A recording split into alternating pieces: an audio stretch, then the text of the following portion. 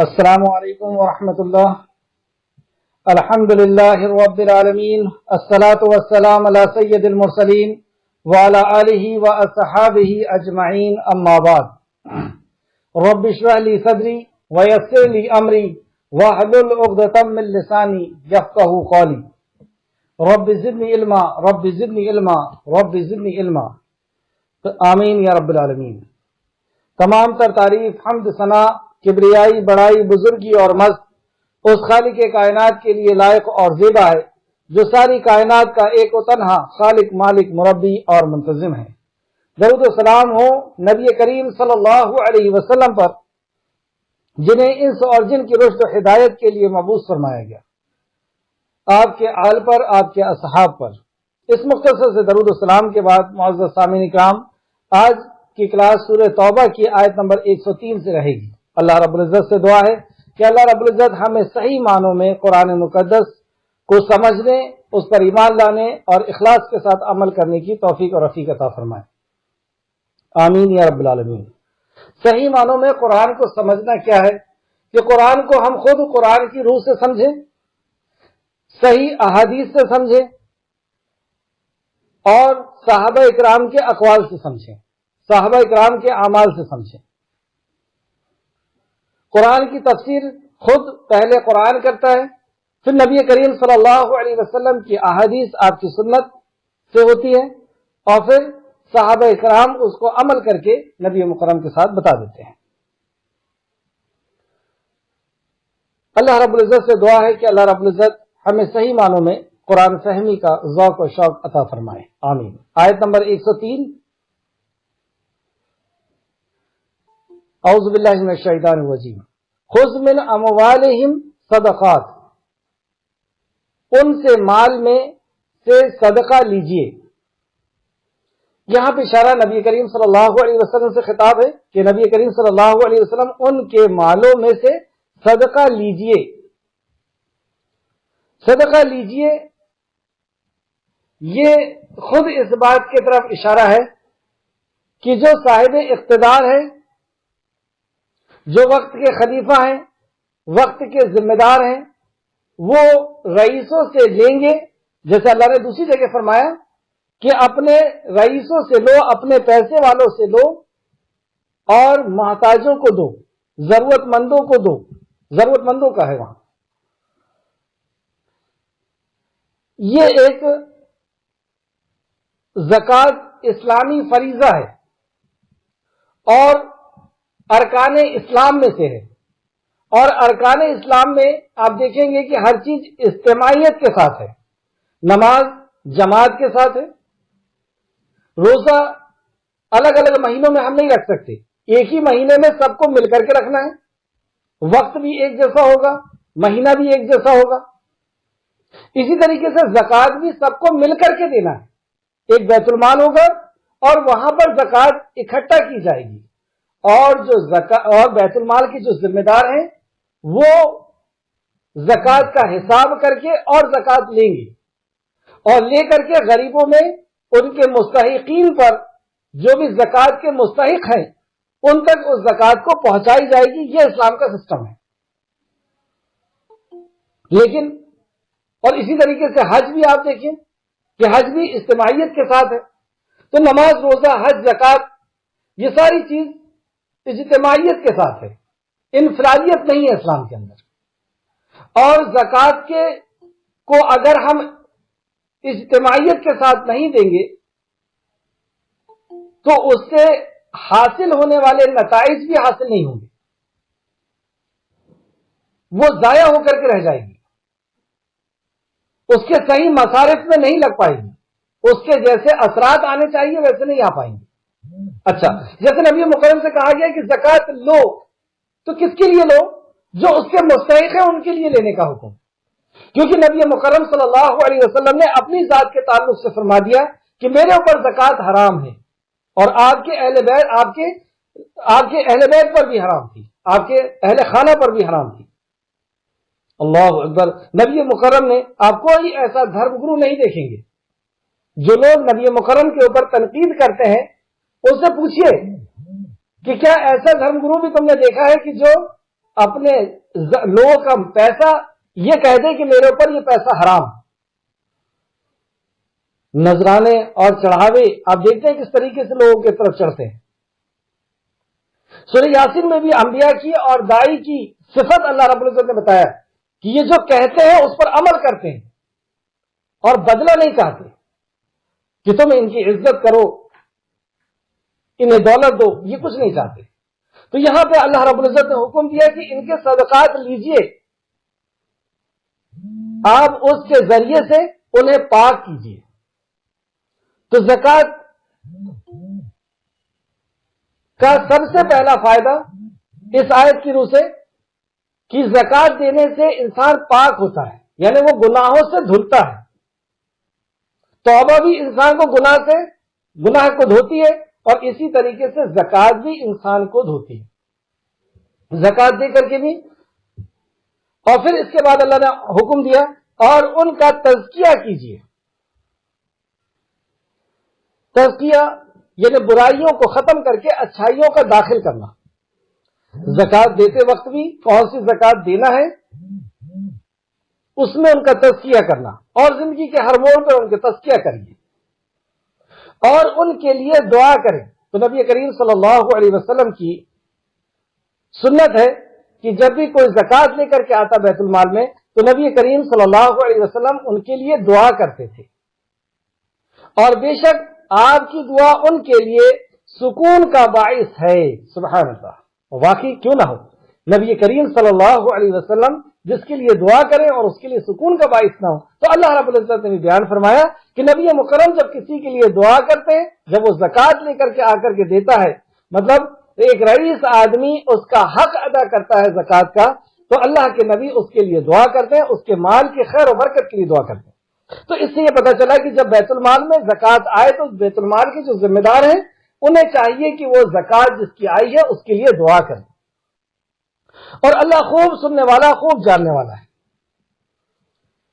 زکوٰۃ کی حکمت، پہلی حکمت ہمیں یہ پتا چلی کہ گناہ دھلتے ہیں، اور دوسرا دعا کا وہ شخص مستحق ہو جاتا ہے اپنے امیر کی. اور نبی کریم صلی اللہ علیہ وسلم جب تھے تو نبی مکرم کی دعا کا مستحق ہو گیا، اور اس کے ذریعے سے اس کو سکون حاصل ہوتا ہے. اور اس کے فائدے اور اس کی حکمت، ایک اور حکمت لکھیں، تاکہ مال کو پاک و برکت والا کیا جاتا ہے. مال کو پاک ہوتا ہے زکوٰۃ دینے سے، اور خیر و برکت کا باعث بن جاتا ہے وہ مال. فقراء و مساکین کی مدد ہو جاتی ہے زکوٰۃ سے. چوتھا فائدہ، فقراء اور مساکین کی مدد ہو جاتی ہے، یعنی اس کے مستحق تک وہ پہنچ جاتا ہے. 8 جو مصارف بتائے ان 8 جگہوں میں وہ پہنچ جاتا ہے، یا جس کی زیادہ ضرورت ہے اس تک پہنچ جاتا ہے. پانچواں، انسان کا نفس بخیل ہے، اور وہ بخل کی جو بیماری ہے، جو صفت ہے اس کے اندر بخل کی یعنی کنجوسی کی، وہ صفت اس سے دور ہوتی ہے، وہ کنجوسی اس کے اندر سے نکلتی ہے. زکوٰۃ دینے سے کنجوسی اس کے اندر سے نکلتی ہے، اور کنجوسی ایک بیماری ہے، ایک برائی ہے. اور اس کو اللہ رب العزت نے برائی کے طور پر قرآن میں کئی جگہ بیان کیا، جیسے سورہ لیل کے اندر 8 اور 11 نمبر کی 8 سے 11 نمبر کی آیت تک اللہ نے بیان کیا، اور سورہ تغابن کی آیت نمبر 16 میں بھی اللہ رب العزت نے اس بخل کی، اس کنجوسی کی برائی کا ذکر کیا ہے. اس کے بعد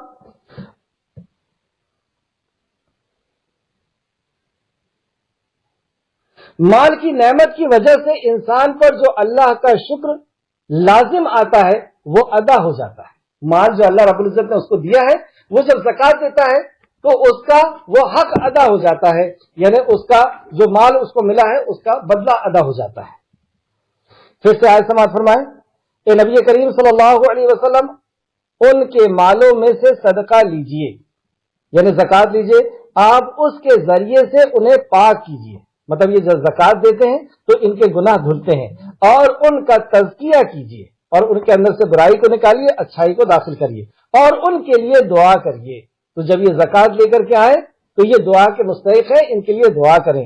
بے شک آپ کی دعا ان کے لیے سکون کا باعث ہے، اور اللہ خوب سننے والا اور خوب جاننے والا ہے. اصل میں تو اللہ جاننے والا ہے کہ کس نے زکوٰۃ کو کس نیت سے دیا ہے اور کتنی دیا ہے، کتنی اس کے اوپر بنتی ہے، کیا ہوتا ہے، یہ سب جاننے والا تو اللہ ہے۔ زکوٰۃ نبی کریم صلی اللہ علیہ وسلم کے زمانے میں سب طرف سے جو مستحقین زکوٰۃ تھے وہ لا کر کے دیتے تھے، بیت المال میں اکٹھا ہوتی تھی اور نبی مکرم وہاں سے لوگوں کو تقسیم کیا کرتے تھے۔ لیکن آپ کی اس دنیا سے رخصتی کے بعد جب حضرت ابوبکر صدیق خلیفہ وقت بنے، امیر المومنین بنے، تو عرب کے چند قبائل نے یہ کہا کہ یہ تو نبی کریم صلی اللہ علیہ وسلم کے زمانے میں تھا، اب ہم اپنے طور پہ ہی زکوٰۃ ادا کر لیا کریں گے۔ لیکن جتنے بھی صحابہ تھے وہ سارے صحابہ اس بات پر متفق تھے کہ جو نظام نبی مکرم صلی اللہ علیہ وسلم کے زمانے میں تھا دین کا، وہی نظام رہے گا، سارے متفق تھے۔ اور سیدنا حضرت ابو بکر صدیق نے تو یہاں تک فرمایا تھا کہ اللہ کی قسم اگر انہوں نے بکری کی ایک بچہ، مطلب نبی کے زمانے میں بکری کا اگر ایک بچہ بھی کوئی قبیلہ دیتا تھا، اور ایک اور روایت میں ہے یہ الفاظ ہیں کہ اونٹ کا گھٹنا باندھنے کی رسی دیتا تھا، کو بطور زکوٰۃ دینے سے انکار کیا، مطلب نبی کے زمانے میں دیتا تھا، انکار کیا، جسے وہ رسول کریم صلی اللہ علیہ وسلم کی خدمت میں ادا کیا کرتے تھے، تو اس انکار کی وجہ سے میں ان کے خلاف جہاد کروں گا۔ اللہ اکبر۔ مطلب ایک شخص جو نماز روزہ حج کر رہا ہے، جو ساتھ میں جہاد بھی کر رہا ہے، لیکن اگر اس نے زکوٰۃ دینے سے انکار کر دیا، اور کتنی چھوٹی کہ ایک بکری کا بچہ دیتا تھا یا اونٹ باندھنے کی رسی دیتا تھا، اور اس نے میری حکومت میں یا میرے وقت میں، میری خلافت میں اگر اس نے نہیں کیا تو میں اس سے اعلان جنگ کرتا ہوں۔ اس سے یہ پتہ چلا کہ زکوٰۃ کتنی اہم چیز ہے اسلام کے اندر، یہ بنیاد ہے اسلام کی، یہ جو 5 پلر ہے اسلام کے، شہادت پہلا، دوسرا نماز، روزہ، حج اور زکوٰۃ، یہ اسلام کے ستون ہیں۔ اگر اس میں سے کوئی ایک بھی گرا تو ہم اسلام کی باؤنڈری سے باہر ہو جائیں گے، اسلام کی سرحد سے باہر ہو جائیں گے۔ اور یہ جو حدیث میں نے بتایا سیدنا ابو بکر صدیق کی، یہ بخاری شریف حدیث نمبر 1400، پھر بخاری شریف حدیث نمبر 7285،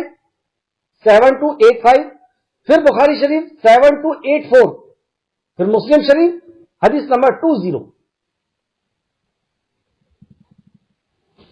اس سے یہ پتہ چلا، ایک اور واقعہ مجھے ذہن میں آیا، نبی کریم صلی اللہ علیہ وسلم کے پاس مسجد میں کچھ لوگ، مطلب ایک قبیلہ آیا اسلام قبول کرنے کے لیے، اور صحابہ دور بیٹھے ہوئے تھے، وہ وہیں بیٹھ گئے اور کہتے ہیں کہ ہم اسلام قبول کرنا چاہتے ہیں۔ بتائیے کتنی بڑی شرف، کتنی بڑی خوشی کی بات ہے نبی مکرم کے لیے کہ کوئی قبیلہ آیا اسلام قبول کرنے۔ نبی مکرم دور سے اپنے صحابی کو آواز دیتے ہیں کہ انہیں بتا دو کہ اسلام میں زکوٰۃ فرض ہے۔ انداز کیا ہے کہ اگر زکوٰۃ دینے کے لیے تیار ہو تو اسلام میں آپ کا داخلہ ہے، یہی انداز ہوا نا کہ انہیں بتا دو کہ اسلام میں زکوٰۃ فرض ہے۔ تو زکوٰۃ فرض ہے اور یہ حق ہے اس کے مستحق کا، جو آپ کو اللہ رب العزت نے دیا۔ اگر اللہ چاہتا تو انہیں بھی دے دیتا، سب کو ایک جیسا کر دیتا جیسے جانوروں کو کیا ہے۔ سارے جانوروں میں آپ کو کوئی رئیس اور کوئی غریب، کوئی فقیر نہیں ملے گا، سارے جانور ایک جیسے ملتے، سب کو ایک جیسا رزق پہنچایا جاتا ہے، سب کے ایک جیسے جسم ہوا کرتے ہیں۔ لیکن انسان کو کسی کو زیادہ دے دیا اللہ نے، کسی کو کم دے دیا، کسی کو رئیس بنا دیا، کسی کو فقیر بنا دیا، کسی کو میڈیم کر دیا۔ تو یہ دے کر کے بھی اللہ آزما رہا ہے، لے کر کے بھی آزما رہا ہے، دے کر کے آزما رہا ہے کہ یہ اس کا حق ادا کرتا ہے یا نہیں، اور لے کر کے آزما رہا ہے کہ یہ صبر کرتا ہے یا نہیں۔ تو یہ ایک آزمائش ہے، اور زکوٰۃ ہمارے اوپر فرض ہے۔ اللہ ہم سب کو ادا کرنے کی توفیق و رفیق عطا فرمائے، آمین۔ اور اللہ خوب سننے والا اور خوب جاننے والا۔ آیت نمبر 104،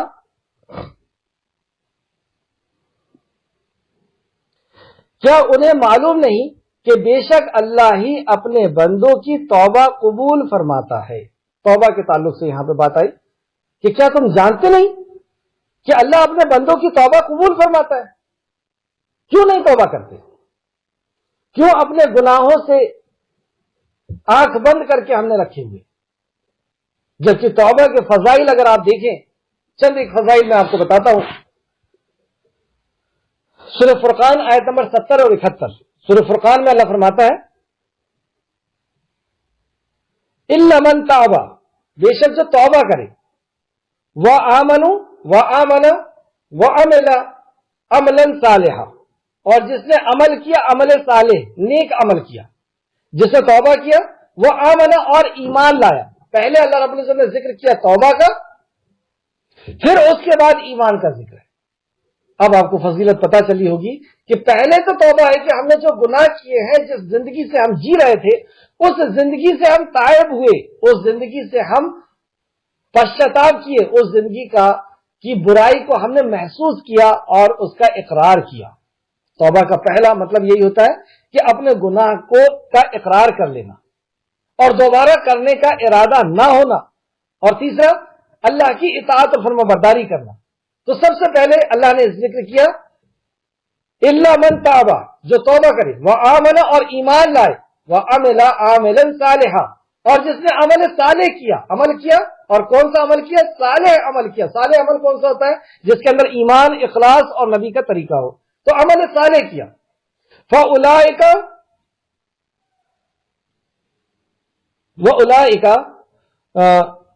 يُبَدِّلُ اللَّهُ سیئاتہم، سبحان اللہ۔ تو اللہ رب العزت ان کے گناہوں کو، ان کے سیئات کو، ان کی برائیوں کو، ان کے گناہوں کو نیکیوں سے بدل دے گا، حسنات۔ فَأُولَئِكَ يُبَدِّلُ، تو وہ بدل دے گا، یبدلو اللہ بدل دے گا، سیئاتہم ان کے گناہوں کو، حسنات، حسنات کے ساتھ، سبحان اللہ۔ تو اللہ رب العزت ان کے گناہوں کو نیکیوں سے بدل دے گا۔ یہ ہے توبہ کی فضیلت۔ وَكَانَ اللَّهُ غَفُورًا رَحِيمًا، اور اللہ رب العزت بہت غفور اور بہت رحیم ہے۔ وَمَن تَابَ، تو انہیں چاہیے کہ وہ توبہ کرے، وَمَن تَابَ وَعَمِلَ صَالِحًا، اور عمل صالح، فَإِنَّهُ يَتُوبُ إِلَى اللَّهِ مَتَاعًا، اور جو توبہ کرے اور نیک عمل کرے تو یقیناً وہ اللہ کے طرف رجوع کرتا ہے اور سچا رجوع کرنے والا ہے۔ اللہ ہم سب کو توبہ کرنے کی توفیق اور رفیق دے۔ بخاری شریف کی ایک حدیث 7507 سیدنا ابو ہریرہ رضی اللہ عنہ بیان فرماتے ہیں کہ نبی کریم صلی اللہ علیہ وسلم نے فرمایا، بندہ جب گناہ کرتا ہے اور کہتا ہے کہ اے میرے پروردگار، میں نے گناہ کیا، مجھے معاف کر دی۔ کیا کہتا ہے؟ ہم نے گناہ کر لیا اور ہم کہہ رہے ہیں اے رب مجھے معاف کر دی، میں نے گناہ کر لیا، مجھے معاف کر دی۔ تو اللہ رب العزت اس کے جواب میں کہتا ہے، تو اللہ تعالیٰ فرماتا ہے کہ کیا میرا بندہ جانتا ہے کہ اس کا کوئی رب ہے؟ وہ کہہ رہا ہے نا کہ اے میرے رب، تو اللہ رب العزت فرشتہ سے کہتا ہے یہ رب کہہ رہا ہے، کیا یہ جانتا ہے کہ اس کا کوئی رب ہے؟ اللہ اکبر۔ اور جو اس کا گناہ، اور وہ اس کا گناہ معاف کرتا ہے، یہ بھی جانتا ہے، اس لیے تو یہ مانگ رہا ہے، اسی لیے تو یہ توبہ کر رہا ہے کہ اے میرے رب میرے گناہ کو معاف کر دے۔ مطلب یہ اپنے رب کو بھی جانتا ہے، مجھے جانتا ہے، اور یہ بھی جانتا ہے کہ وہ اس کی توبہ کو قبول کرتا ہے، اور وہ اس بات کو بھی یہ بندہ جانتا ہے میرا کہ وہ اس کے گناہ کا مواخذہ بھی کرے گا، اس کے گناہ کو پکڑ بھی لے گا، یہ بھی جانتا ہے۔ سبحان اللہ۔ کیا پتہ چلا کہ جب بندہ توبہ کرتا ہے، ہم سب گناہ گار ہیں، تو ہم گناہ کرنے کے بعد جب توبہ کرتے ہیں یقین کے ساتھ، تو اللہ رب العزت کہتا ہے کہ یہ رب کو بھی جانتا ہے، اور یہ بھی جانتا ہے کہ اس کا رب توبہ قبول کرتا ہے، اس لیے تو توبہ کر رہا ہے، اور یہ بھی جانتا ہے کہ یہ گناہ سے پکڑ لے گا اللہ، اس لیے یہ توبہ کر رہا ہے۔ تو پھر اللہ رب العزت فرشتوں کے بیچ میں اعلان کرتا ہے، تو میں نے اپنے بندے کو معاف کر دیا۔ پھر وہ بندہ جب تک اللہ تعالیٰ چاہتا ہے گناہ کرنے سے رک جاتا ہے، اور پھر دوبارہ گناہ کرتا ہے، اور پھر یہی معاملہ ہوتا ہے۔ یہ 3 بار نبی کریم صلی اللہ علیہ وسلم نے بیان کیا. بخاری شریف حدیث نمبر 7507. واپس آیت میں آئے, آیت نمبر 104. کیا انہیں معلوم نہیں کہ بے شک اللہ ہی اپنے بندوں کی توبہ قبول فرماتا ہے اور وہی صدقات لیتا ہے. دوسری بات, وہی صدقات لیتا ہے. لیتا ہے سمرا صدقات و زکات جو اللہ رب العزت نے دیا ہے. اللہ رب العزت کہتا ہے کہ جو مال میں نے تمہیں دیا ہے وہ تم مستحق تک پہنچا دو. میں نے تمہیں دیا اور اللہ اگر چاہتا تو خود بھی دے دیتا, لیکن انہوں نے ہمیں دے کر کے ہم پر احسان کیا کہ تم اب وہ مال اس کے مستحق تک پہنچاؤ اور ثواب حاصل کرو. یہ بھی اللہ کا احسان ہے, ورنہ اللہ اگر چاہتا تو ڈائریکٹ اسی کو دے دیتا. تو یہاں پہ یہ کیوں کہا جا رہا ہے کہ اللہ اور وہی صدقات لیتا ہے, اللہ لیتا ہے. تو اب جب بندہ اللہ کے بندوں تک اس پیغام, اس صدقات کو پہنچاتا ہے تو اللہ اس کے عمل سے خوش ہوتا ہے اور یہ کہتا ہے کہ اس نے مجھے دیا. حدیث اس طرح حضرت ابو ہریرہ اس کے راوی ہیں اور ترمذی نے اس کو روایت کیا ہے. امام ترمذی نے 662 نمبر 662 اور مسند احمد نے جلد نمبر 2 حدیث نمبر 471. حضرت ابو ہریرہ فرماتے ہیں کہ نبی کریم صلی اللہ علیہ وسلم نے فرمایا, بے شک اللہ تعالیٰ صدقے کو قبول فرما کر اسے اپنے دائیں ہاتھ میں لیتا ہے. سبحان اللہ, دے رہا ہے. اب اس وقت یہ خیال کریں ہم جب ہم مسکین کو اور غریب کو اور اپنے رشتہ داروں کو اور پریشان حال کو اور قرضدار کو اور گردن چھڑانے کے لیے اس طریقے سے جب ہم اسے دے رہے ہیں تو ہمارے ذہن میں یہ خیال ہونا چاہیے کہ ہمارا رب نے یہ کہا ہے کہ میں اسے دیتا ہوں, تو میرے بندے کو دے رہے ہو. کتنا اللہ غفور و رحیم ہے, دیا بھی اسی نے اور وہ خرچ ہمارے ہاتھ سے کروا رہا ہے اور کروانے سے وہ خوش ہو رہا ہے. اور یہاں تک کہہ رہا ہے کہ وہ مجھے دیا اور اس کے طرح. اور پھر آگے حدیث دیکھیں کیا فرمایا, اپنے دائیں ہاتھ میں لے لیتا ہے اور اسے اس طرح پالتا پوستا ہے. مطلب وہ جو زکات ہے وہ اللہ کے پاس پہنچ گئی اور وہ اس کو اس طریقے سے پالتا پوستا ہے جس طرح تم میں سے کوئی اپنے گھوڑے کے بچے کو پالتا ہے, حتیٰ کہ ایک لقمہ احد پہاڑ کے برابر ہو جاتا ہے. اللہ اکبر, ہم نے ایک لقمہ کسی کو کھلایا ہے اور اللہ رب اور اس کو اگر اخلاص کے ساتھ اللہ کی رضا کے لیے, کوئی اس کے اندر ریاکاری نہیں, تو اللہ رب العزت اس کو پالتا ہے اور پالتے پالتے جب ہم حشر کے میدان میں اس لقمے کا اجر دیکھیں گے تو احد پہاڑ کے برابر نظر آئے گا.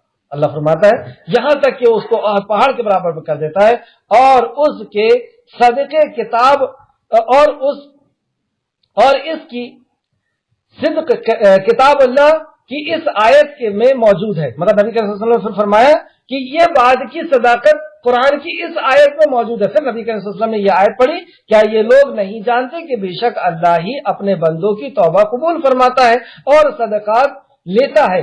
نیز اس آیت کریمہ سے بھی اس کی تصدیق ہوتی ہے. اس کے علاوہ اس آیت سے بھی اس کی تصدیق ہوتی ہے. تو پھر نبی کریم صلی اللہ علیہ وسلم نے سورہ بقرہ کی آیت نمبر 276 پڑھی. 276 اللہ سود کو نصف و نابود یعنی تباہ اور برباد کر دیتا ہے. سود کو نصف نابود کر دیتا ہے یعنی تباہ اور برباد کر دیتا ہے, اور خیرات اور زکات کو بڑھاتا ہے, اس کے اندر خیر و برکت ڈالتا ہے. سبحان اللہ. اسے امام ترمذی نے اور مسند احمد نے روایت کیا. اسی طریقے سے عبداللہ بن مسعود رضی اللہ عنہ سے روایت ہے کہ صدقہ سائل کے ہاتھ میں آنے سے پہلے, صدقہ سائل جو مانگنے والا ہے اس کے ہاتھ میں آنے سے پہلے اللہ تعالیٰ کے ہاتھ میں آ جاتا ہے. پھر انہیں اس آیت کریمہ کی تلاوت فرمائی. پھر نبی نے اس آیت کی تلاوت فرمائی. تفسیر الطبری جلد نمبر 11 اور صفحہ نمبر 27 اور تفسیر ابن کثیر جلد نمبر 3 اور صفحہ نمبر 152, جلد نمبر 3 صفحہ نمبر 152. پھر سے آیت میں آیت نمبر 104, کیا انہیں معلوم نہیں کہ بے شک اللہ ہی اپنے بندوں کی توبہ قبول فرماتا ہے اور وہ ان کے صدقات لیتا ہے, ان سے صدقات لیتا ہے, اور یہ کہ بلا شبہ اللہ ہی بہت توبہ قبول کرنے والا، نہایت رحم کرنے والا ہے۔ یہاں سے توبہ کی قبولیت کے یا پاک ہونے کے، گناہ کو دھو لینے کے دو قیمتی چیز بتائی گئی، ایک توبہ اور دوسرا صدقہ۔ تو توبہ کرنے سے بھی اور صدقہ دینے سے بھی گناہ دھلتے ہیں۔ اللہ رب العزت ہم سب کو توفیق و رفیق دے کہ جب کوئی گناہ ہو جائے تو ہم فوراً صدقہ بھی کریں اور اللہ رب العزت سے توبہ بھی کریں۔ آیت نمبر 105، اور اے نبی کریم صلی اللہ علیہ وسلم کہہ دیجئے تم عمل کرو، پھر اللہ تمہارے عمل کو عنقریب دیکھے گا۔ تم بس عمل کرتے جاؤ، اللہ رب العزت تمہارے عمل کو ضرور دیکھے گا، اور اس کا رسول اور مومن بھی، اور تم جلد اس کے طرف لوٹائے جاؤ گے جو کچھ وہ کھلے جاننے والا ہے۔ اللہ اکبر۔ یہ منافقوں سے کہی جا رہی ہے بات کہ تم عمل کرو، اللہ عنقریب دیکھے گا جو کچھ بھی تم عمل کر رہے ہو، اور ان کے رسول اور مومن بھی۔ کیا پتہ چلا؟ مومن بھی دیکھیں گے، مطلب یہاں جو ذکر ہو رہا ہے مومن کا نہیں ہو رہا، منافق کا ہو رہا ہے۔ کیسے دیکھیں گے؟ کیوں جو عمل وہ کر رہے ہیں اس کا نتیجہ انہیں دنیا میں ہی ملنے والا ہے، اور آخرت میں تو ملے گا ہی ملے گا۔ ببول بوئیں گے تو ببول ہی نکلے گا، آم نہیں نکلے گا۔ جو تم عمل کر رہے ہو، جو مومنوں کے ساتھ، اسلام کے ساتھ دین کو جو تباہ اور برباد کرنے کی تم کوشش کر رہے ہو، پاکیزہ دین کو، پاکیزہ نبی کی سیرت کو جو تم تباہ اور برباد کرنے کی کوشش کر رہے ہو، آج مسلمان کے عمل سے ہی اسلام بدنام ہو رہا ہے۔ تو تم جو کر رہے ہو اس کا بدلہ تم خود دیکھو گے دنیا میں، اور مومن بھی دیکھیں گے۔ اللہ فرماتا ہے اور رسول اور مومن بھی، اور تم جلد اس کے طرف لوٹائے جاؤ گے۔ تو دنیا میں تو بھگتو گے اور پھر جلد تم اللہ کی طرف لوٹائے جاؤ گے، جو پیچھے اور کھلی اور جو چھپی اور کھلی باتوں کو جاننے والا ہے، اور اللہ رب العزت تو کھلے اور چھپی ہر بات کو جاننے والا ہے۔ پھر وہ تمہیں بتائے گا جو کچھ تم کرتے تھے، پھر وہ تمہیں دکھائے گا، پھر وہ تمہیں بتائے گا کہ جو کچھ تم دنیا کے اندر کرتے تھے وہ یہ تھا۔ آیت نمبر 106، اور کچھ دوسرے لوگ ہیں جن کا معاملہ اللہ کا حکم آنے تک مؤخر کر دیا گیا ہے۔ کچھ لوگ اور ہیں جو جنگ تبوک میں نہیں جا پائے، اور ان نے آ کر کے جھوٹا بہانہ عذر بھی پیش نہیں کیا، کہ آ کر کے جھوٹا بہانہ کرتے کہ فلاں پریشانی آ گئی تھی اور فلاں شرعی عذر آ گیا تھا، اور قسمیں کھانا، یہ سب آگے کچھ نہیں کیا انہوں نے۔ یہ آئے کیونکہ یہ سچے مومن تھے، یہ آئے اور کہتے ہیں کہ یا رسول اللہ ہم سے غلطی ہو گئی، ہم نے سستی میں ہم نہیں جا پائے، کوئی جھوٹ نہیں۔ اب انہوں نے جب اپنا غلطی کو خود ایکسپٹ کر لیا، قبول کر لیا، اب ان کے ساتھ کیا کیا جائے گا؟ تو اللہ رب العزت نے وحی نازل فرمائی کہ ان کے معاملے کو روک دیا جائے گا، مؤخر کر دو، روک دو، تاکہ وہ انہیں سزا دے گا یا ان کی توبہ قبول کرے گا۔ مطلب ان کا معاملہ روک دیا جا رہا ہے، یا تو اللہ چاہے گا تو ان کو سزا دے دے گا، اور اللہ چاہے گا تو ان کی توبہ کو قبول کرے گا۔ اور اللہ خوب جاننے والا اور خوب حکمت والا ہے، اللہ کو پوری حکمت ہے۔ کیا حکمت تھی اس کے اندر؟ یہ جو 3 لوگ تھے صحابہ اکرام، جو سستی کی وجہ سے خود آ کر کے کہا کہ یا رسول اللہ کوئی عذر پیش نہیں کر رہے ہم، نہ قسمیں کھائی، کہا کہ ہاں ہم سستی کی وجہ سے نہیں جا پائے تھے۔ تو یہ صحابہ کا نام لکھ لیں: مرارہ بن ربیعہ، کعب بن مالک، ہلال بن امیہ رضی اللہ عنہ۔ انہوں نے بتا دیا کہ ہم نہیں جا پائے تھے، اور ان کے معاملے کو مؤخر کر دیا گیا، پینڈنگ میں ڈال دیا گیا۔ یہ اصل میں اللہ رب العزت کے طرف سے ایک تربیت کا سسٹم تھا، اور نبی مکرم نے کہہ دیا کہ جب تک یہ پینڈنگ میں معاملہ ہے ان کو بائیکاٹ کر دیا جائے، ان کا سوشل بائیکاٹ کیا جائے، سماج سے ان کو بائیکاٹ کرنے، مطلب ان سے کوئی بات نہیں کرے گا، ان سے کوئی لین دین نہیں ہوگا۔ اور یہ پورا واقعہ آگے آنے والا ہے آیت نمبر 117 میں انشاءاللہ تعالی وہاں پہ اس کی پوری تفسیر آئے گی کہ کس طریقے سے جب ان کا بائیکاٹ کیا گیا تھا تو کافروں نے ان کو خریدنے کی کوشش کی تھی کہ تمہارے نبی نے تمہارے ساتھ ایسا کیا ہے، مسلمان تمہارے ساتھ ایسا کر رہے ہیں، کوئی تم سے بات نہیں کر رہا ہے، آ جاؤ ہمارے پاس، ہم اتنا بڑا تم کو مقام و مرتبہ دیں گے، اتنی دولت دیں گے۔ لیکن اس کے بعد بھی یہ صحابہ ہٹے نہیں۔ ایک صحابہ بہت ضعیف تھے، ان کی بیوی ان کی خدمت کرتی تھی، اور نہیں وہ جا کر کے نبی مکرم سے کہتی ہیں کہ میں ان کی خدمت کر سکتی ہوں کیا؟ وہ پریشان ہیں، بوڑھے ہو گئے، ان کو ہٹا دیا گیا۔ مطلب زمین فراخ ہونے کے بعد، وسیع ہونے کے بعد بھی ان کے اوپر تنگ ہو گئی تھی۔ اب بتائیں کیسا معاملہ ہوگا کہ نبی مکرم بات نہیں کر رہے ہیں، دیکھتے نہیں تھے نبی کریم صلی اللہ علیہ وسلم ان کی طرف۔ جب یہ نماز پڑھنے لگتے تھے تو نبی کریم صلی اللہ علیہ وسلم نظر چرا کر کے دیکھتے تھے۔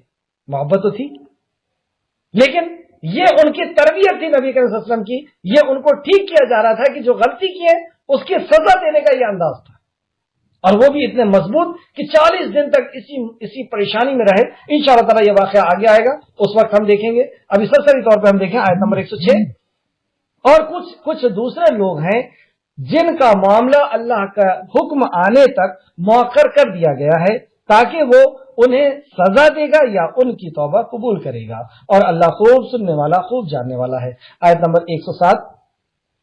اور وہ لوگ جنہوں نے ایک مسجد بنائی، مسلمانوں مسجد بنائی، یہاں پر بھی منافقوں کا ذکر ہو رہا ہے۔ یہ ایک مسجد بناتے ہیں اور نبی مکرم کو آ کر کے کہتے ہیں کہ وہ مسجد ہم نے اس لیے بنائی ہے کیونکہ مسجد نبی بہت دور پڑتی ہے، بارش کے وقت آنے میں دقت ہوتی ہے، بوڑھوں کو آنے میں دقت ہوتی ہے، اس لیے ہم نے ایک مسجد وہاں پہ بنا لی ہے، آپ چل کر کے 2 رکعت نماز پڑھ دیجئے، اور اس جگہ کو ہم جائے نماز بنا لیں گے، پھر ہم وہاں پہ نماز پڑھا کریں گے۔ نبی مکرم اس وقت جنگ کی تیاری میں تھے، آپ نے کہا کہ میں لوٹتے میں آؤں گا، اور وہاں جب نبی مکرم پہنچے تو آپ کے اوپر وحی آ گئی، اور وحی کے ذریعے بتایا گیا کہ وہ مسجد کیوں بنائی گئی ہے، اس کا ایجنڈا کیا ہے، کیا اقراض و مقاصد ہیں، کیا وجہ ہے اس مسجد کو بنانے کی۔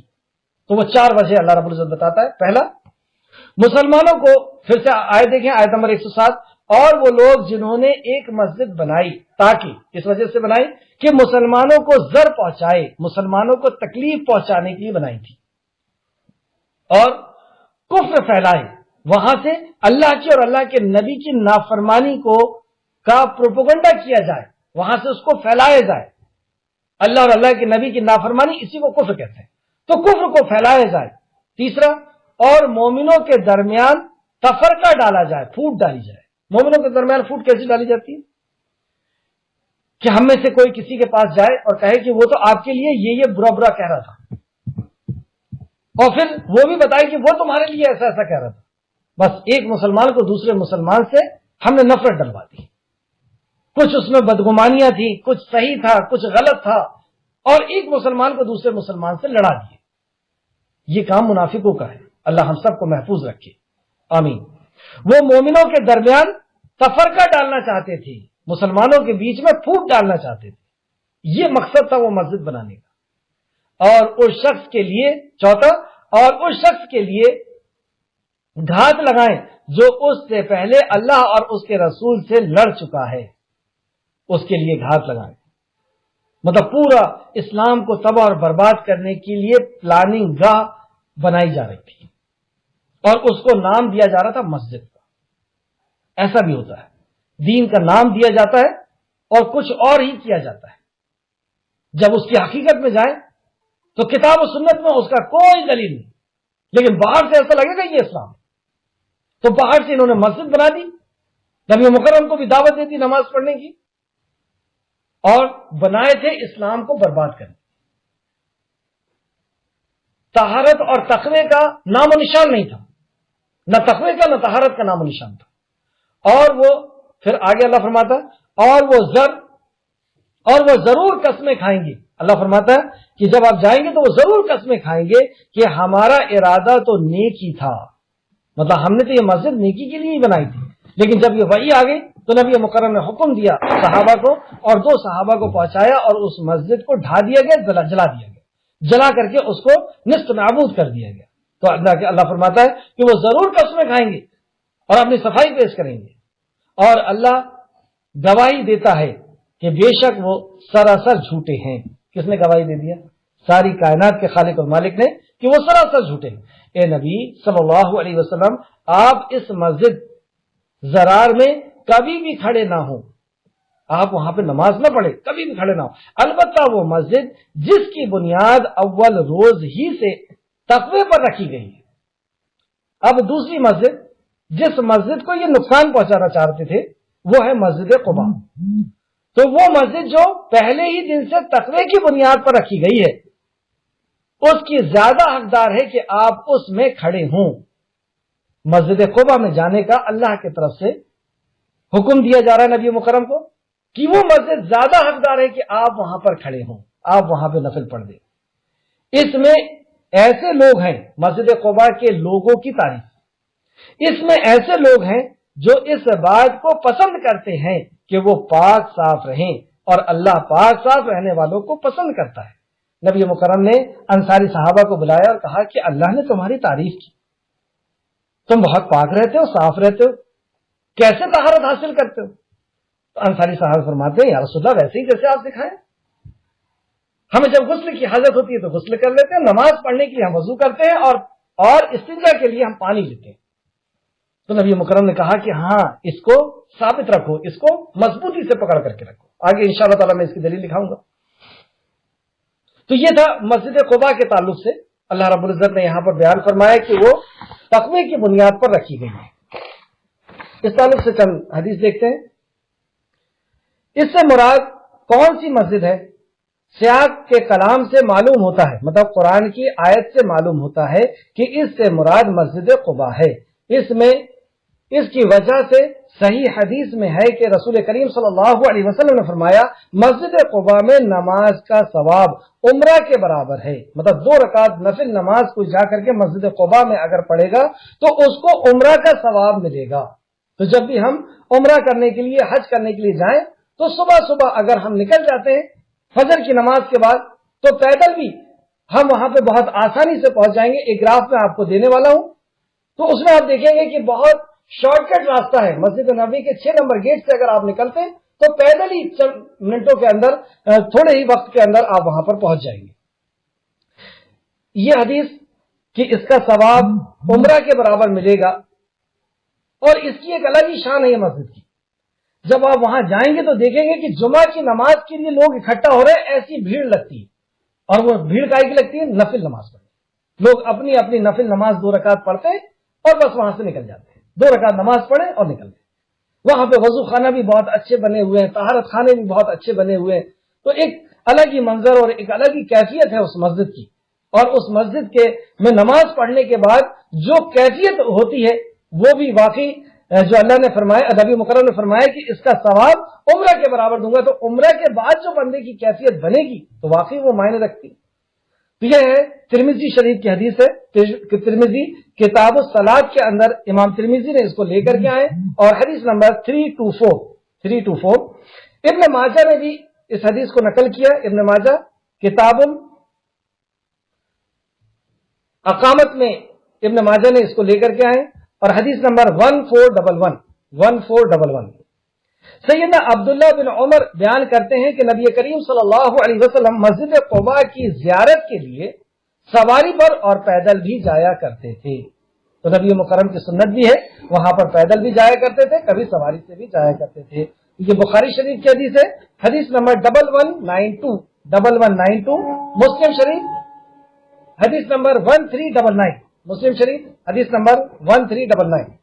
اس لیے اگر مسجد قباء کے اندر یہ صفت پائی جاتی ہے کہ اول دن ہی سے اس کی بنیاد تقوی پر رکھی گئی ہے، تو مسجد نبوی تو بطریق اولا اس صفت کے حامل ہوئی، اور اس کی صداقت اس حدیث سے ہوتی ہے۔ دیکھیں یہاں پر جو کہا گیا ہے کہ یہ تقوی کی بنیاد پر رکھی گئی ہے، اس کا یہ مطلب نہیں ہے کہ یہی تقوی کی بنیاد پر رکھی گئی ہے اور یہ سب سے زیادہ تقوی کی بنیاد پر رکھی گئی ہے، یہ بھی اس کا مطلب ہے۔ صرف اللہ رب العزت نے یہ خبر دی کہ یہ تقوی کی بنیاد پر رکھی گئی ہے، اور یہاں کے لوگ طہارت کا اہتمام کرتے ہیں۔ اس کا یہ مطلب نہیں کہ دوسرے جگہ کے لوگ طہارت کا اہتمام نہیں کرتے، یا دوسری مسجد تقوی کی بنیاد پہ نہیں رکھی گئی، کیونکہ تقوی کی بنیاد پر اور توحید کی بنیاد پر جو مسجدیں بنی ہیں وہ اس میں سر فہرست جو ہے وہ مسجد نبوی اور خانہ کعبہ جیسی مسجد ہے۔ تو اس کی تصدیق میں مسلم شریف کی ایک حدیث دیکھیں، مسلم شریف حدیث نمبر 1398 ابو سعید خدری رضی اللہ عنہ بیان کرتے ہیں کہ میں رسول کریم صلی اللہ علیہ وسلم کی کسی بیوی کے گھر میں گیا، امہات المومنین کے گھر گیا، آپ کے پاس گیا، مطلب نبی کریم صلی اللہ علیہ وسلم کے پاس گیا، میں نے کہا اے اللہ کے رسول، ان دو مسجدوں میں سے وہ کون سی مسجد ہے جس کی بنیاد تقوی پر رکھی گئی ہے؟ تو رسول کریم صلی اللہ علیہ وسلم نے ایک مٹھی کنکر لے کر انہیں زمین پر مارا، پھر فرمایا وہ تمہاری یہ مسجد ہے، یعنی مسجد نبوی کے بارے میں نبی مکرم نے فرمایا۔ نبی کریم صلی اللہ علیہ وسلم نے فرمایا اے گروہ انصار، اللہ تعالیٰ نے تمہاری پاکیزگی بیان کی ہے، پاکیزگی کے بارے میں بڑی تعریف فرمائی ہے۔ وہی حدیث کہ نبی مکرم فرماتے ہیں کہ اے انصار، انصاروں کو بلایا اور کہا کہ تمہاری پاکیزگی کے بارے میں تو اللہ نے بڑی تعریف فرمائی، تو تمہاری وہ پاکی کیا ہے جس سے اللہ نے تمہاری تعریف کی ہے؟ انہوں نے عرض کیا ہم نماز کے لیے وضو کرتے ہیں اور جنابت سے غسل کرتے ہیں اور پانی سے استنجا کرتے ہیں۔ آپ نے فرمایا ہاں یہی بات تو ہے۔ اس کو ابن ماجہ نے روایت کیا، ابن ماجہ حدیث نمبر 355، مستدرک حاکم جلد نمبر 1 حدیث نمبر 155، آیت نمبر 108۔ یہاں سے دو چیز پتہ چلی، مسجد قباء کی فضیلت اور مسجد ضرار جو دین کے نقصان کے لیے بنائی گئی تھی، اسلام کے نقصان، اسلام کو بدنام کرنے کے لیے اور مسلمانوں کو نقصان پہنچانے کے لیے بنائی گئی تھی۔ اللہ کے نبی کریم صلی اللہ علیہ وسلم کی طرف جب وحی آئی تو نبی مکرم نے ایسے فساد کی جگہ کے لیے وہیں سے حکم دے دیا کہ جاؤ اسے جلا دو، اسے توڑ پھوڑ کر کے ختم کر دو، اور اس کو توڑ پھوڑ کر کے ختم کر دیا گیا اور مسجد قباء کی فضیلت بھی بتائی گئی۔ آیت نمبر 109۔ اچھا، وضو کے تعلق سے ایک حدیث اور دیکھیں، وضو اور طہارت کے تعلق سے کہ وضو اور طہارت کتنا اہم ہے اور نماز کے اندر اس کی کتنی فضیلت ہے۔ اچھے طریقے سے وضو نہ کرنے کا نقصان۔ امام احمد نے اصحاب رسول کریم صلی اللہ علیہ وسلم میں سے ایک شخص کی روایت کو بیان کیا ہے کہ نبی کریم صلی اللہ علیہ وسلم نے انہیں صبح کی نماز پڑھائی جس میں آپ نے سورہ روم کی تلاوت شروع فرما دی، مگر آپ اس میں بھولنے لگے، مطلب سورہ روم جب آپ پڑھ رہے تھے تو نبی کریم صلی اللہ علیہ وسلم اس میں بھول رہے تھے، اور جب آپ نماز سے فارغ ہوئے تو فرمایا، جب نبی مکرم نماز سے فارغ ہوئے تو فرمایا بے شک ہمیں قرآن پڑھنے میں التوا ہو جاتا تھا، مطلب پریشان ہوتے تھے، اور یہ اس لیے کہ کچھ لوگ ہمارے ساتھ، مطلب ہمیں جو پریشانی ہو رہی تھی نماز کے اندر، التباس ہو رہا تھا، اس کی وجہ یہ تھی کہ کچھ لوگ ہمارے ساتھ نماز تو پڑھتے ہیں مگر وہ اچھی طرح وضو نہیں کرتے، لہذا جو شخص ہمارے ساتھ نماز ادا کرنے کے لیے آئے تو اسے چاہیے کہ وہ وضو خوب اچھی طرح سے کرے۔ اللہ اکبر، مطلب امام کو تک کو فرق پڑتا ہے جب اس کے مقتدی طہارت سے نہ ہو، صحیح طریقے سے وضو نہ کرے تو ساری نماز اور سارے نمازی متاثر ہوتے ہیں۔ اسے مسند احمد نے روایت کیا، مسند احمد جلد نمبر 3 حدیث نمبر 471 اور 472 ہے۔ آیت نمبر 109، کیا بھلا وہ شخص جس نے اپنے عمارت کی بنیاد اللہ کے تقوی اور اس کی رضا پر رکھی وہ بہتر ہے، یا وہ شخص جس نے اپنی عمارت کی بنیاد دریا کے ایک کھوکھلے گھرانے والے کنارے پر رکھی ہے؟ یہ بھی مسجد قباء اور مسجد ضرار کے تعلق سے اللہ رب العزت مثال بیان کر رہا ہے کہ کیا یہ دونوں ایک جیسے ہو سکتے ہیں؟ جس نے تقوی کے ساتھ اور طہارت کی بنیاد پر ایک مسجد کی عمارت رکھی، اور ایک وہ شخص ہے جس نے پانی کے کنارے میں کھوکھلی جگہ میں عمارت رکھی، تو کیا یہ دونوں عمارت ایک جیسی ہو سکتی ہیں؟ پھر وہ اسے جہنم کی آگ میں لے گئی، اور اللہ ظالم لوگوں کو ہدایت نہیں دیتا۔ تو جو تقوی کی بنیاد پر اور اسلام کو ڈھانے کے لیے رکھی گئی ہو، اور جس کے اندر تقوی بھی نہ ہو، اللہ کی رضا بھی نہ ہو، اور جبکہ اللہ کے دین کو ختم کرنے کی نیت ہو، تو ایسی مسجد بھی اگر کوئی بنا لے اور ایسی کوئی جگہ بھی بنا لے تو وہ اسے جہنم کی طرف لے کر کے جائے گی۔ یہاں سے ہم کو پتا چلا کہ جب ہم مسجد بنوائیں، اور ہمیں ضرور یہ نیت رکھنا چاہیے کہ اللہ رب العزت ہمیں توفیق دے اور ہمیں استطاعت دے تو ہم ضرور مسجد بنائیں گے، کیونکہ مسجد بنانا ایک اتنا اونچا عمل ہے کہ نبی کریم صلی اللہ علیہ وسلم نے فرمایا کہ کوئی ایک پرندے کے گھونسلے کی طرح چھوٹی سی مسجد بھی بنائے گا تو اللہ رب العزت جنت میں اس کے لیے گھر بنا کر کے دے گا۔ جب کوئی مسجد بنا کر کے چلا جائے گا تو جتنی نمازیں وہاں پہ پڑھی جائیں گی، جتنے ذکر اذکار کیے جائیں گے، جتنے اللہ کے دین کی دعوت اور تبلیغ کا کام ہوگا، وہ سارے کے سارے ثواب اس کو ملتا رہے گا۔ اللہ رب العزت ہمیں اخلاص کے ساتھ اس عمل کو کرنے کی توفیق اور رفیق عطا فرمائے۔ انہوں نے جو عمارت بنائی تھی وہ ہمیشہ ان کے دلوں میں شک ڈالنے رکھے گی، یہ کہ ان کے دل ٹکڑے ٹکڑے ہو جائیں، مطلب ہمیشہ وہ ایک شک کا اور ایک منافقت کا ہی وہ بیج کو پیدا کرے گی، اور یہاں تک کہ اس کے دل ٹکڑے ٹکڑے ہو جائے، یعنی وہ مر کھپ جائے، لیکن وہ مسجد سے اس کو فائدہ حاصل نہیں ہوگا۔ یہ مسجد ضرار کے تعلق سے بات ہو رہی ہے، اور اللہ خوب جاننے والا اور خوب حکمت والا ہے۔ آیت نمبر 111، بے شک اللہ نے مومنوں سے ان کی جانیں اور ان کی مال جنت کے بدلے میں خرید لیا ہے۔ اللہ اکبر۔ یہاں پہ خرید اور فروخت کی بات چل رہی۔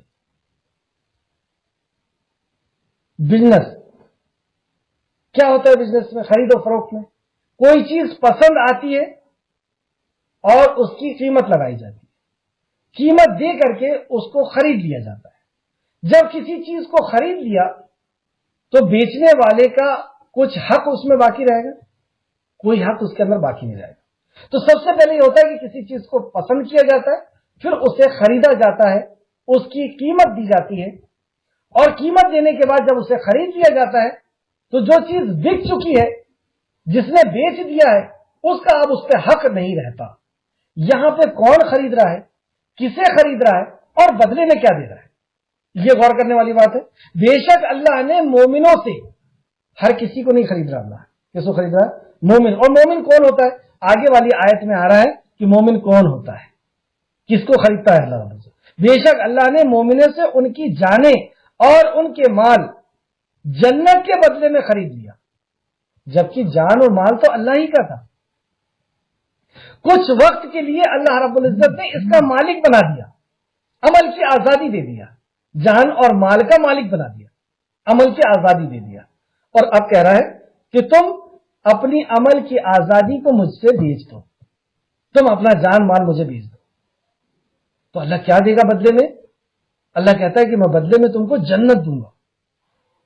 یہ چھوٹی سی زندگی جو ہے ہی اس کی اور اسی کی دی ہوئی ہے، اور وہ خریدنے کی بات کرتا ہے، اور بدلے میں جنت دینے کی، جس کی وسعت، جس کی لمبائی اور چوڑائی زمین اور آسمان کی جیسی، وہ جنت کہ ہم اگر پوری زندگی سجدے میں گزار دیں تو ہم اپنی آنکھ کا بدلہ ادا نہیں کر سکتے، جو دل دھڑک رہا ہے اس کا بدلہ ادا نہیں کر سکتے۔ اور اللہ رب العزت جنت، مطلب یہ ہوا کہ کوئی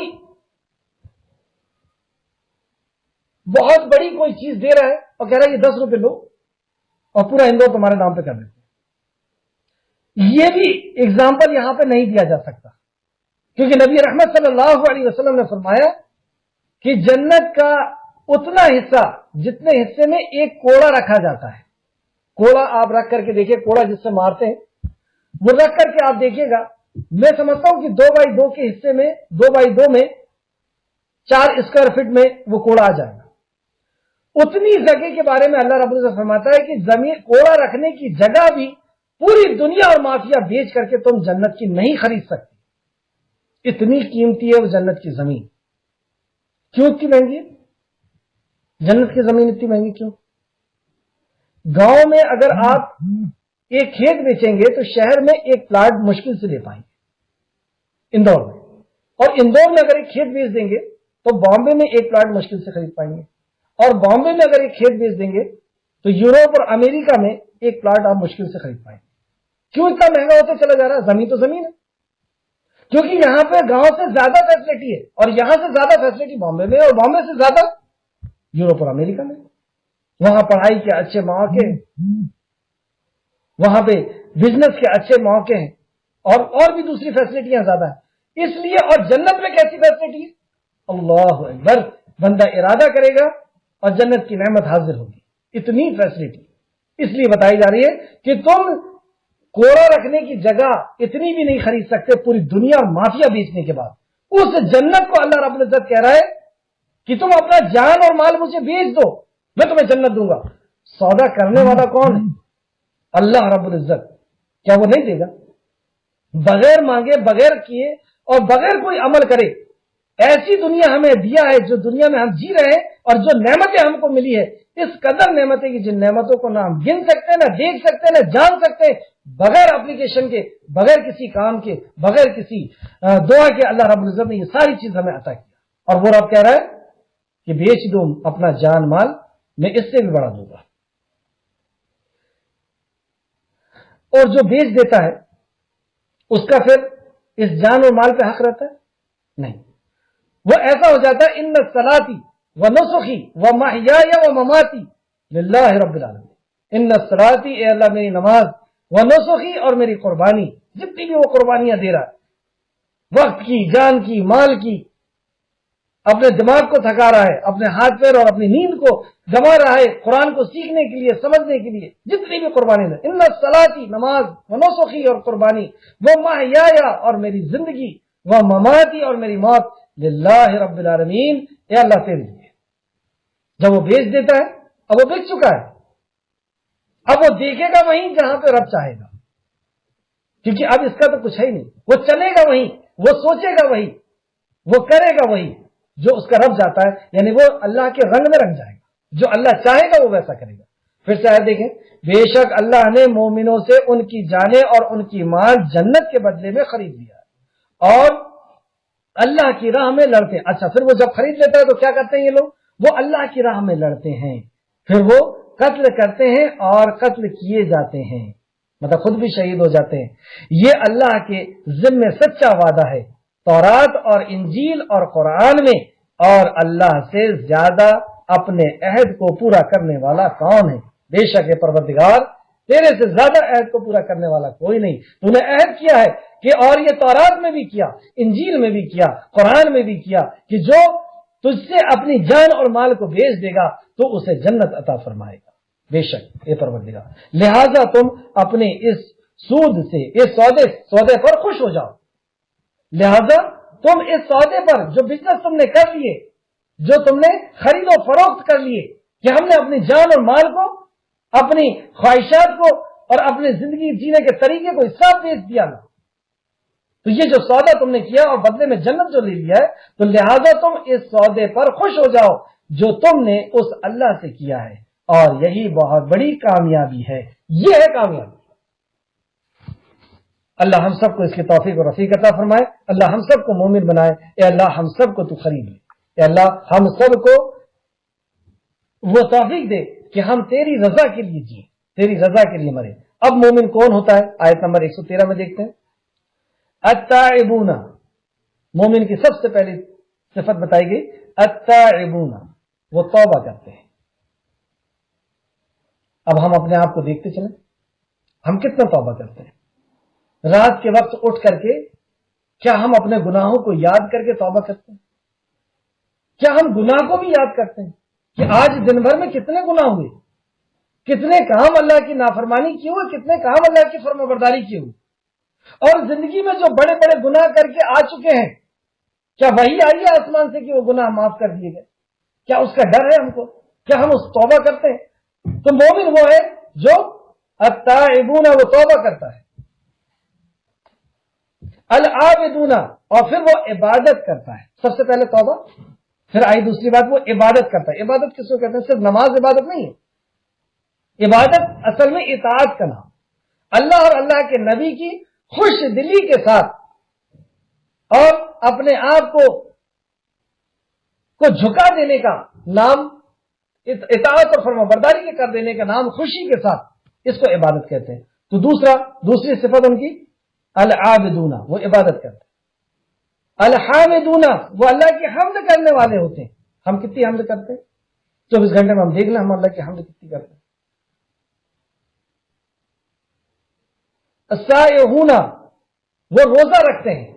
سائحون، ہم کتنا روزہ رکھتے ہیں؟ رمضان میں وہ بھی فرض ہے اس لیے رکھنا ہے، دوسرے روزے کے ہمیں یاد رہتے ہیں. راکعون، وہ رکوع کرتے ہیں. ساجدون، اور وہ سجدہ کرتے ہیں. یہ چھٹی صفت، وہ سجدہ کرتے ہیں. سجدہ ایک ایسی عبادت ہے کہ اللہ رب العزت کو بندہ سب سے زیادہ پیارا. نبی کریم صلی اللہ علیہ وسلم فرماتے ہیں کہ اللہ رب العزت کو بندہ اس وقت سب سے اچھا لگتا ہے، سب سے پیارا لگتا ہے جب وہ سجدے کے اندر رہتا ہے.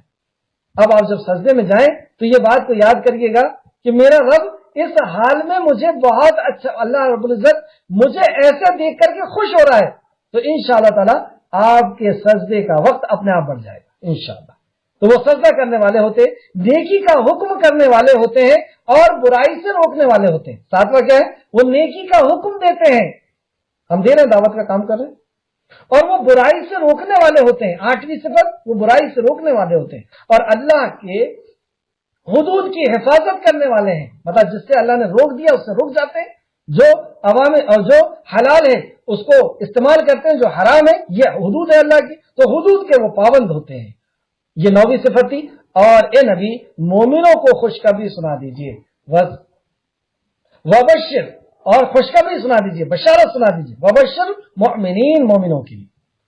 وکانا، اے نبی، اور آیت نمبر 113 دیکھتے ہیں. نبی اور ایمان والوں کے لائق نہیں کہ وہ مشرکوں کے لیے بخشش کی دعا کریں، خواہ وہ ان کے قریبی رشتہ دار ہوں. مومن کی یہ شان نہیں کہ وہ مشرک کے لیے دعا کرے، اور کرے گا بھی کیسے؟ کیا وہ اللہ کے دشمن کے لیے دعا کرے گا؟ جس نے اللہ کا حق مخلوق کو دیا، کیا وہ اس کے لیے دعا کرے گا؟ ایسا ہو ہی نہیں سکتا کہ ایک شخص مومن ہے اور وہ مشرک کے لیے، جب وہ مر گیا شرک میں، اللہ کا دشمن بن کر کے وہ مرا ہے اور وہ اللہ کے دشمن کے لیے دوست کی دعا کرے، ایسا کبھی نہیں ہو سکتا. تو یہاں پہ اللہ فرماتا ہے آیت نمبر 113 میں، نبی اور ایمان والوں کے لیے یہ لائق نہیں کہ وہ مشرکوں کے لیے بخشش کی دعا کریں. مطلب وہ مر گیا مشرک شرک کی حالت میں تو وہ دعا نہیں کرتا، خواہ وہ ان کے قریبی رشتہ دار ہوں، ان کے باپ بیٹے کیوں نہ ہوں، ان کے متعلق یہ واضح ہو جانے کے بعد کہ وہ بلا شبہ دوزخی ہیں. مطلب وہ یہ جان چکے، وہ موت اس کی آ چکی شرک کی حالت میں، اور شرک کی حالت میں مر گیا تو یہ انہیں پتا چل گیا کہ وہ دوزخی ہے. تو مومن اور نہ ایمان والے نہ اللہ کے نبی ان کے لیے دعا نہیں کرتے.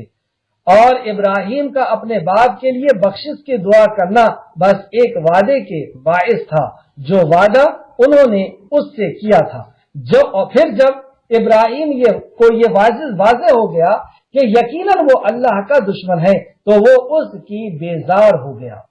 مطلب ابراہیم علیہ السلام نے اس وقت تک ابراہیم علیہ السلام نے اپنے والد کے لیے دعا کرتے رہے، لیکن جب وہ شرک کی حالت میں مر گئے آزاد، تو ابراہیم علیہ السلام نے بخشش کی دعا کرنا بند کر. آگے دیکھیے کتنی قیمتی بات. بے شک ابراہیم بڑے نرم دل، بہت تحمل والے تھے، بہت نرم دل تھے، بہت تحمل والے تھے، اور کیوں نہ ہو وقت کے نبی ہیں، ان سے زیادہ رحمت والا، ان سے زیادہ شفقت والا اور کون ہو سکتا ہے. تو وہ اپنے باپ سے بہت محبت کرنے والے تھے، لیکن وہ اللہ کا دشمن ہو گیا تو اللہ کے نبی ابراہیم علیہ السلام نے بھی اپنے باپ کے لیے دعا کرنا بند کر دیے. یہ ہے اللہ کی محبت کا تقاضا کہ جب بندے کو اللہ سے محبت ہوتی ہے تو اللہ کے دشمن سے دشمنی ہوگی. اللہ کا حق کسی نے جھٹلایا ہے تو وہ اس سے دشمنی کرے گا. بس 2 آیت اور دیکھ لیں. اور اللہ ایسا نہیں کہ کسی قوم کو ہدایت دینے کے بعد گمراہ کر دے جب تک کہ ان کے لیے وہ چیز واضح نہ کر دے جن سے وہ بچیں. جن سے وہ بچے جب تک یہ چیز واضح نہ ہو جائے، جب تک اللہ ان کو گمراہ نہیں کرتا۔ بے شک اللہ ہر چیز کو خوب جاننے والا ہے۔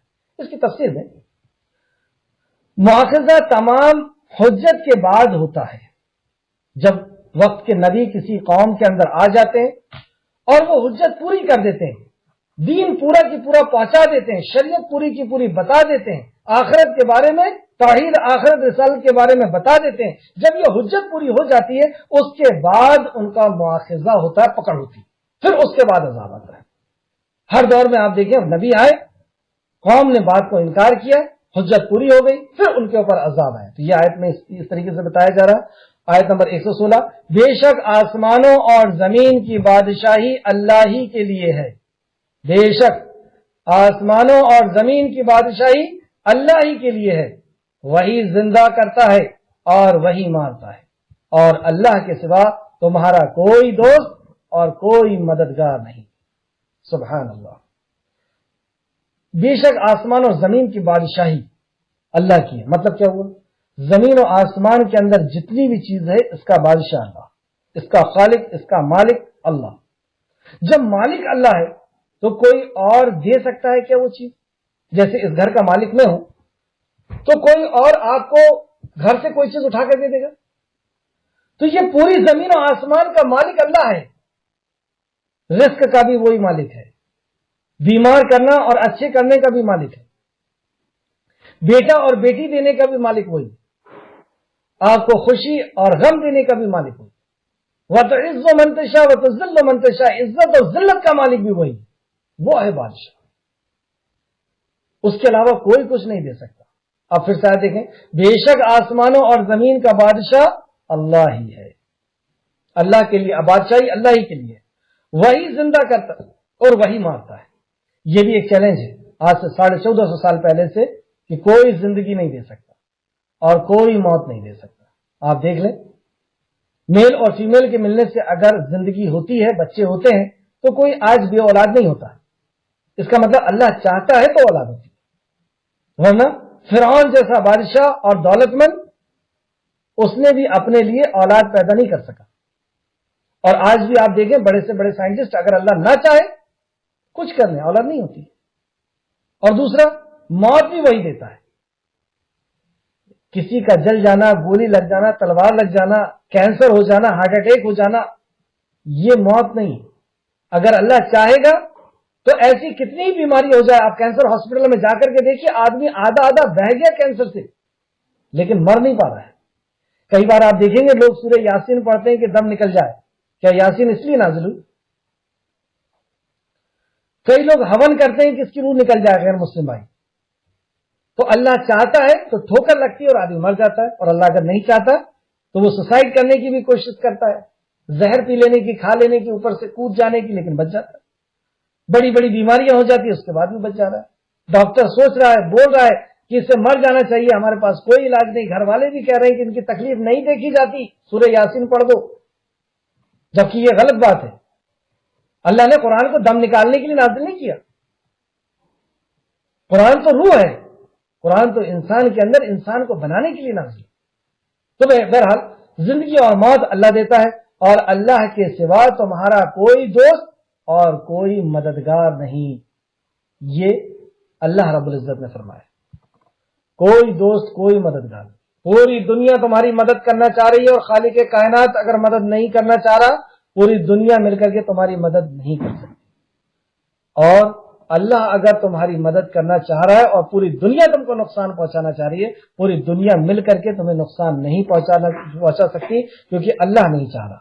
آخر میں اس آیت کو پھر سے سماعت کریں، بے شک آسمانوں اور زمین کی بادشاہی اللہ ہی کے لیے ہے، وہی زندہ کرتا ہے اور وہی مارتا ہے، اور اللہ کے سوا تمہارا کوئی دوست اور کوئی مددگار نہیں۔